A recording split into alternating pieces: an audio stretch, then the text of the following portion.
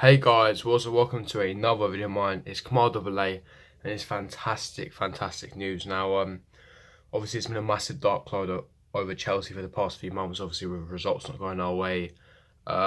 Sorry, obviously being, 2 seconds, yeah, apologies. With Sarri, his job on the line, potentially of him being sacking, Hudson-Odoi, Hazard contract talks breaking down, him leaving, the transfer ban coming, and it's just been a massive dark cloud over Chelsea right now. But some positive news finally. I'm not going to lie, the news that I saw yesterday, which I'll get into in a minute, did really scare me. But before I do get into that, make sure you smash that like button, subscribe to my channel if you're new around here, and don't forget to hit that notification bell so you're notified every time I upload. And yeah, before I further ado, let's get straight into it. Now, the news that I saw yesterday was many news reports, reporters replied to it, reliable journalists that I follow on Twitter, etc. were basically, retweeting the quote that Andreas Christian had an interview, and he basically said that Chelsea told the Chelsea players that they will not be allowed to make any signings this summer due to the transfer ban, obviously, so they would like to keep all the players. Now, this scared me because obviously we know that about a month ago, FIFA basically denied our application to basically freeze our ban for the summer window. As we know, I made a video on that. I was kind of ranting and how it was unfairly treated. I'll get into that in a second.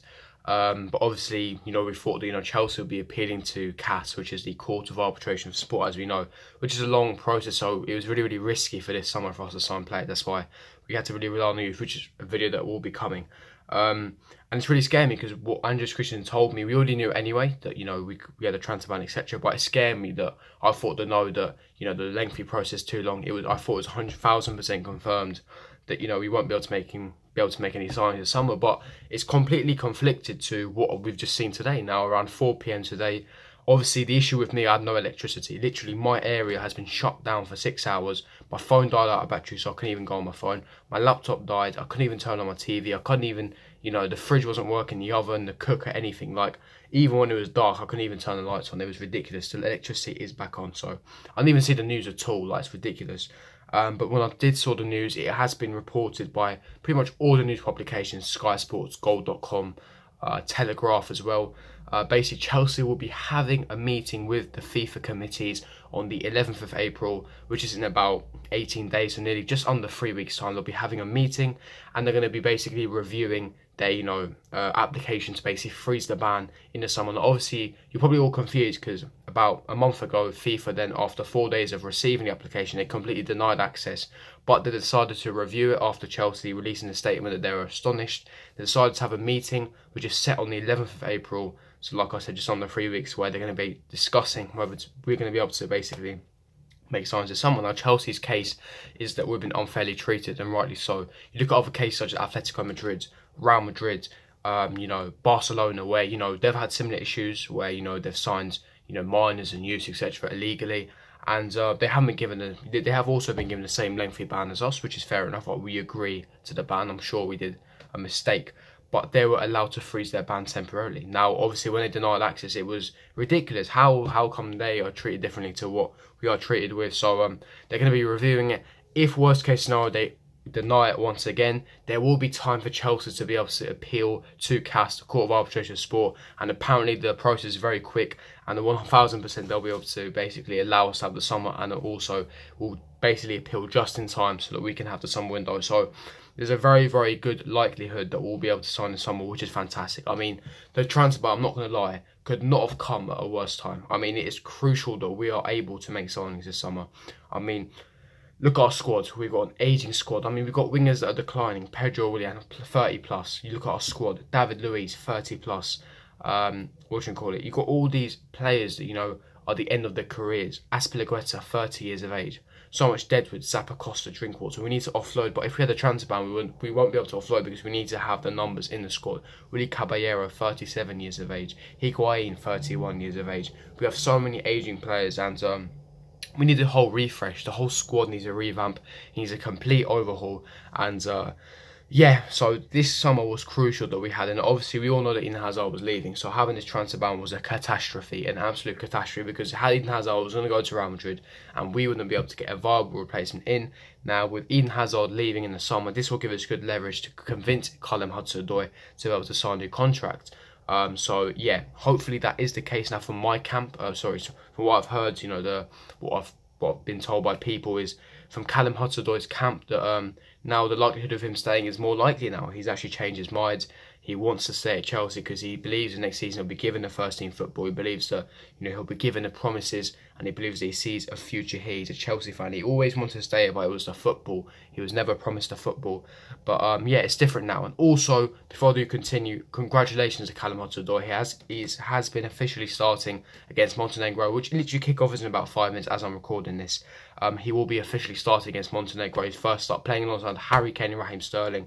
So really happy for him, delighted for him. So it's going to be interesting to see how he performs. I'm going to be watching that, basically keep my eyes on him, see how he performs, and hopefully this means this is a new chapter for Callum Hudson-Odoi, more game time. Hopefully when he does come back from international duty, Mauricio Sarri does use him more. But I don't understand with fans, you know, raving at Mauricio Sarri for not using him. Well, you know, we don't know what goes on behind the scenes. We don't know what happens in training. You have to think about the context. We don't know what the board are telling him. Maybe, obviously, Willian and Pedro on high wages. You don't want to... Willian, obviously, in the past, knowing to, you know, be a bit of a rotten egg in the dressing room. You don't want to upset one of them because it could cause a bit of unrest in the dressing room. You know, you got to consider all these factors. You know, I do agree. Odoi, he needs to be used more. But to use that against Sarri and say he needs to be Sarri out, etc. Come on. You got to think about the context here. So, yeah, but no, like I said, I'm delighted that he's been called up, and I'm delighted that he's starting against Montenegro tonight. So it's going to be interesting to see how he performs. But getting back into the transfer ban, like I said, Chelsea have been set a meeting with FIFA committees on the 11th of April, and the likelihood is we will be able to sign players. And like I said, with the ageing squad we do have, we need loads of fresh blood in there. Now, I don't want just all of us, the club, just to, you know, sign loads of players just for the sake of it because we've got a transfer ban. I want us to only sign top quality players in the key areas that we need to strengthen, and also try and integrate the youth at the same time. Because, look, we're not going to, if we do have this summer, we will not be able to have January 2020 and summer 2020. So, you know, I only want us to sign top world-class players. Examples: Luka Jovic, Hussam Aouar, Nicolas Pepe, Alex Telles. These top world-class names that are going to go into our first 11 and immediately strengthen and are going to allow us to compete. However, as backup, I would like youth. There's no point getting your Drinkwaters, your Zappacostas. There's no point signing these players because at the end of the day, they're going to be blocking the youth. They're going to block their development. They're going to be sent out on loan again, and it's all going to collapse again. So what I want is the youth to be able to be back up and integrate their way in to the first team. I only want top players that are going to go straight into the squad and improve us immediately. I don't want to sign average players that block the youth and simply just, you know, rot on the bench, you know, on high wages, etc. Reece James is a player that I want. I'm going to make a massive video on this, by the way. Academy Assemble. I've made a thumbnail, done some research, talking about what players I believe should be coming back from loan, who's ready to basically feature in the squad, and who needs a bit more time, and, you know, who I'm excited to see in this brand new Sarri system. Obviously, if Sarri is here next season, but Reece James is one of them. Tammy Abraham is a perfect backup striker. Maybe sign Luka Jovic as a world-class striker with Tammy's backup, because he's been killing at Aston Villa, and it's about time that he get, you know, he's been given a chance. Obviously, his stint at Swansea wasn't successful, but you've got to take into account context here. Swansea were already going to go down; they're a sinking ship, and the service, you know, they weren't really playing to his strength. So, and also he's matured a lot more. He's been doing really well under John Terry's guidance at Aston Villa as well, top scorer in the Championship. So, I'd really like to see him have a shot at Chelsea. Mason Mount, another example. You know, I don't understand why we ever signed Ross Barkley, another average player who's blocking, you know, youth such as Mason Mount, who's got so much potential. Who's under the guidance of Frank Lampard. Before his injury, he's fantastic. His injury, you know, he's still kind of getting up to speed with the game. Exactly, Hudson-Odoi slowly making his way. I want him to see proper first team football next season, especially if Hazard leaves. Give him a number 10 shot. Ruben Loftus-Cheek as well. Finally, 23 years of age. I really want him to put his stamp, his authority on that number 8 position, because he's the best number 8 we have at the club in this current moment in time. Better than Mateo Kovacic. Better than Ross Barkley. He's made and tailored for that position. Every time he comes, we look like a complete different side. The way he links up with Hazard, he links up with the rest of the team. His defensive work rate, the way he dribbles past players, his physicality. He's exceptional, fantastic talent, and he's got so much potential, world-class potential. And he needs to be used more. And, you know, with his delicate situation with his back, he's going to come back, and like I said, best number 8 at the moment. Want to see him a lot more first team next season as well, once he sorts out his back injury. And like I said, Andreas Christensen needs to be utilised more. You know, I want us to integrate the youth, but at the same time, go out into the market, because this is our final summer, really utilise and, you know, properly exploit the market and sign a top talent. And also as well with Luis Campos, I made that video as well. It all adds up with Luis Campos coming in. I told you about the project he has for Chelsea, the way he's going to completely restructure the club, the academy, the first team. He has that football knowledge that will take us, elevate us to that next level. And yeah, really exciting times at this, especially if we do get this summer. I'm really excited to see. We hopefully will be spending big if we do get this summer, so we'll have to wait and find out what happens. But yeah, that's going to wrap up the video there. Chelsea are set to have a meeting, like I said, with the FIFA committees on 11th of April to discuss the freezing of the transfer ban in summer. But like I said, if you did enjoy this video, don't forget to smash that like button, subscribe to my channel if you're new around here. And I'll see you guys for the next video. Peace.